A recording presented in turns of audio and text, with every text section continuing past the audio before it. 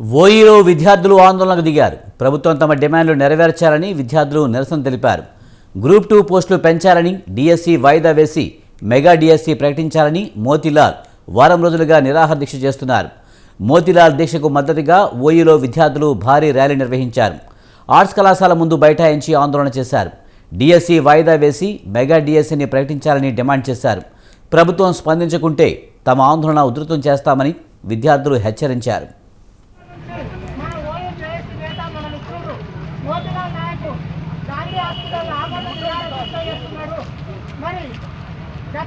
మన జీవితాలను 10 ఏళ్ళు పాలన చేసిందని చెప్పి కొత్త ప్రభుత్వానికి మనం గద్దెనెక్కిస్తానంటే గద్దెక్కి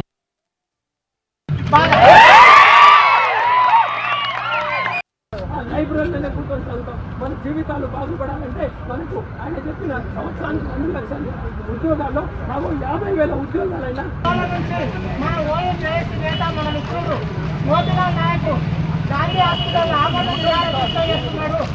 మరి గత మన జీవితాలను 10 ఏళ్ళు పాలన చేసిందని చెప్పి కొత్త ప్రభుత్వానికి మనం గద్దెనెక్కిస్తానంటే గద్దెక్కి